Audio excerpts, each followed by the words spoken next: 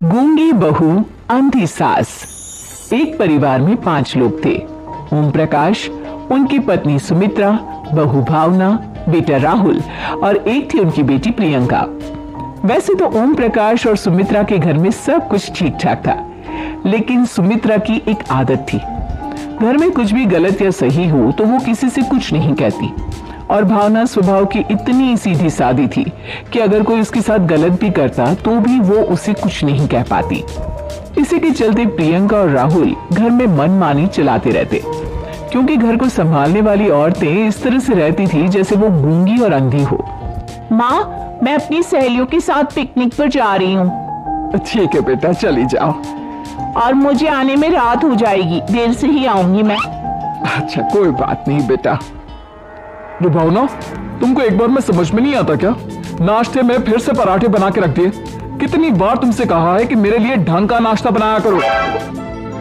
ठीक है जी, आगे से ध्यान रखूंगी। अरे ये बहू से किस तरह से बात कर रहे हो तुम राहुल? अरे तो और क्या करूं पापा, इसको कहीं बात एक बार में समझ में ही नहीं आती। सुमित्रा, तुम अपने बेटे को समझाती क्यों नहीं? बहू से बात करने का ये क्या तरीका है? अरे जिसकी जैसी मर्जी आए करो, मुझे क्या। भावना बेटा, तुम भी तो कभी कुछ कहा करो। इस तरह क्यों सबकी बातें सुनती रहती हो? कोई बात नहीं पापा जी, सब ठीक है। रात को काफी देर तक प्रियंका घर नहीं आती, और जब वापस लौट कर आती है तो एक लड़की के साथ बाइक पर बैठकर सुमित्रा और भावना दोनों ही प्रियंका को लड़की के साथ देख लेते हैं। आज तो जोर से डांट पड़ने वाली है, लेकिन मैं डर क्यों रही हूँ? माँ तो सब कुछ देखकर भी अंधी बनी रहती है। और रही बात भाभी की, वो किसी को कुछ नहीं बताने वाली। कहने को भगवान ने आवाज दी है, लेकिन गूंगी है गूंगी। और प्रियंका बेटा, इतनी रात को कॉलेज से लौट कर आ रही हो? कहाँ गई थी तुम? पापा, वो सहेली के घर पर थी, पढ़ाई करने के लिए रुक गई थी। अच्छा, ठीक है, जाओ अपने कमरे में जाओ और सो जाओ। सुमित्रा ने अपनी बेटी को एक लड़की के साथ इतनी रात को आते देखकर भी उससे कुछ नहीं कहा, और भावना ने भी इस बारे में किसी से कोई बात नहीं की। कुछ दिनों के बाद मामा जी का फोन आया था। उन्होंने प्रियंका के लिए कोई रिश्ता ढूंढा है। लड़के वाले उसे देखने आ रहे हैं। अरे मुझे नहीं करनी शादी वादी, किसी लड़की को बुलाने की कोई जरूरत नहीं है। ये तुम क्या कर रही हो प्रियंका बेटा? तुम्हारी शादी की उम्र हो चली है और तुम्हारे मामा जी ने बहुत अच्छा रिश्ता बताया है। पापा, अब जिद क्यों कर रहे हैं? और आप क्यों मेरी मर्जी के खिलाफ शादी कराना चाहते हैं? अरे माँ, इसको समझाइए ना। आपकी बेटी, आप तो बस चुपचाप सब कुछ होते हुए भी देखती रहती हैं। अरे तो क्या कहूँ, और मेरे कहने से क्या हो जाएगा? वैसे भी गलत क्या हो रहा है, सब कुछ सही तो है। भावना बहू, देखो तो प्रियंका हमारी बात नहीं समझेगी, लेकिन वो तुम्हारी हम उम्र है। क्या पता तुम्हारे कहने से उसे कुछ समझ में आ जाए। नहीं पापा जी, मेरे कहने से कुछ नहीं होगा। मैं प्रियंका को कैसे समझा सकती हूँ? वो ननद है मेरी, कहीं मेरी किसी बात का बुरा मान गई तो? सुमित्रा और भावना में से कोई भी प्रियंका को कुछ नहीं समझाता। इस बात से राहुल और ओम प्रकाश जी दोनों ही परेशान हो जाते हैं। और फिर जब लड़का प्रियंका को देखने के लिए आता है, मुझे आपकी बेटी बहुत पसंद है, मैं उसके साथ शादी करने के लिए तैयार हूँ। देखो, मुझे तुमसे शादी नहीं करनी, और ये बात जितनी जल्दी समझ में आ जाए अच्छा रहेगा। अरे तो फिर आप लोगों ने मुझे यहाँ बुलाया ही क्यों? माफ कर दो बेटा, वो हमारी बेटी जरा गुस्से में है, हम उसे समझाने की कोशिश करते हैं। हाँ, देखिए आप नाराज मत होइए, वो तो उसने बस ऐसे ही कह दिया होगा। अरे कोई ऐसे ही कुछ कहता है क्या? और ये आपकी पत्नी और माँ, ये दोनों इस तरह चुपचाप क्यों बैठे हैं, जैसे इस घर के मेंबर ही ना हो? आपके घर में सब कुछ ठीक तो है ना? अरे सब कुछ ठीक है बेटा। सुमित्रा, समझाओ ना अपनी बेटी को। अरे क्या समझाऊं, क्या होगा समझाने से? सब ठीक ही तो हो रहा है, गलत क्या हो रहा है? भावना, प्रियंका को अंदर लेकर जाओ और उससे समझाओ कि कितना अच्छा रिश्ता है, इतना अच्छा लड़का है, इस तरह से बिहेव ना करे।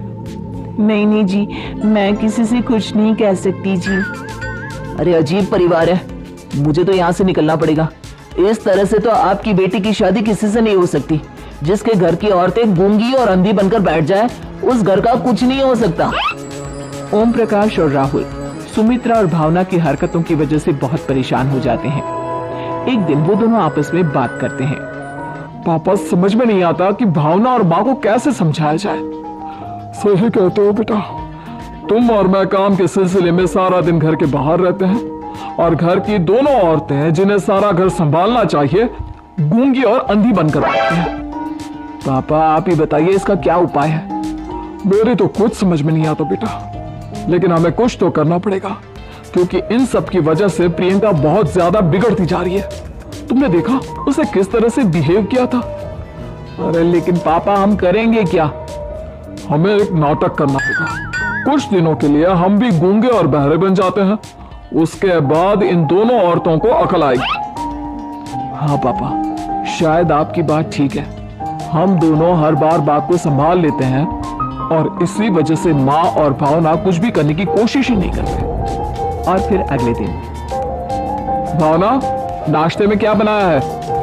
जी पराठे बनाए हैं। मेरे लिए पोहा बना दो। अच्छा जी ठीक है, अभी बना देती हूँ जी। बहू, नाश्ते में क्या बनाया है? पापा जी पराठे हैं और पोहे बन रहे हैं। और बहू, मुझे तो उपमा खाने का मन था, मेरे लिए उपमा बना दो। ठीक है पापा जी, अभी बना देती हूँ। भाभी जल्दी से जरा मेरा कॉलेज के टिफिन तो पैक कर देना। और सुनो, मुझे ना भिंडी की सब्जी खाने का मन है। सुमित्रा चुपचाप बैठी बैठी सब कुछ देख रही थी। उसने किसी से कुछ भी नहीं कहा और ये देखकर भावना को मन ही मन गुस्सा आ रहा था, लेकिन वो किसी से कुछ नहीं कह रही थी। उसे लग रहा था कि ओम प्रकाश जी जो हमेशा उसकी साइड लेते थे वो भी आज चुपचाप बैठे हुए थे। शाम के वक्त प्रियंका अपने बहुत सारे दोस्तों को लेकर घर आती है और उधर दूसरी तरफ से राहुल भी अपने ऑफिस के दोस्तों को लेकर घर आ जाता है। प्रियंका अपने कमरे में तेज म्यूजिक चलाकर डांस करती है और राहुल अपने दोस्तों के साथ बैठकर जोर जोर से हंस रहा था। प्रियंका और राहुल मिलकर पूरे घर को अस्त व्यस्त कर देते हैं, लेकिन भावना उनसे कोई शिकायत नहीं करती और सुमित्रा जी भी चुपचाप बैठी रहती है। लेकिन भावना और सुमित्रा के अंदर का गुस्सा धीरे धीरे बढ़ रहा था। फिर रात को ओम प्रकाश और राहुल एक दूसरे से बातें करते हैं। पापा, हमने इतना कुछ किया फिर भी भावना कुछ बोलती ही नहीं और माँ भी कुछ गलत करने से किसी को रोकती ही नहीं। तुम चिंता मत करो बेटा, इन दोनों के अंदर का गुस्सा भर रहा है और बहुत जल्दी बाहर आने वाला है। अगले दिन, अरे बहू, ये कपड़े धुले हैं या गंदे हैं? पापा जी कपड़े तो मैंने धोकर ही आपकी अलमारी में रखे थे। मुझे तो साफ नहीं लग रहे, एक बार और धो देना। प्रियंका, मैं सोच रहा था कि तुम्हें उस लड़के से शादी नहीं करनी है ना, मत करो। एक काम करो, वैसे भी क्या रखा है शादी वादी में, तुम्हें जो लड़का पसंद है उसके साथ जाकर कोर्ट मैरिज कर लो। इस बार ओम प्रकाश और राहुल की बात सुनकर भावना और सुमित्रा के अंदर का गुस्सा जाग उठता है। मैं किसी से कुछ कहती नहीं जी, इसका मतलब ये है कि आप लोग मुझे परेशान करते ही रहेंगे। कल चार बार मुझसे नाश्ता बनवाया, आज पापा जी मुझसे धुले हुए कपड़ों को बार बार धुलवा रहे हैं। अरे मैं इंसान हूँ जी, कोई मशीन नहीं हूँ। तुम दोनों ने मिलकर इस घर की कैसी हालत बना दी है और अपनी बहन को भागकर शादी करने के लिए कह रहे हो। तुम भाई हो या दुश्मन? ओम प्रकाश और राहुल जोर जोर से हंसने लगते हैं। अरे इसमें हंसने की क्या बात है? हम लोग यहाँ इतने परेशान हो रहे हैं जी, तुम लोगों को ऐसी हरकत करने के बाद भी हंसी आ रही है। ये क्या कर रहे हैं जी आप दोनों? यही तो हम चाहते थे कि सुमित्रा तुम अंधी होकर ना बैठी रहो। घर में कुछ भी गलत हो तो उसे रोकने की कोशिश करो। और भावना, तुम अपने साथ हो रहे गलत व्यवहार पर भी कभी मुंह नहीं खोलती, ये सही बात नहीं है। मैं चाहता था कि तुम्हारी भी जुबान खुले, तुम गलत बात का विरोध करो। गूंगी बहू और अंधी सास की ये जोड़ी इस घर में अब नहीं चलेगी।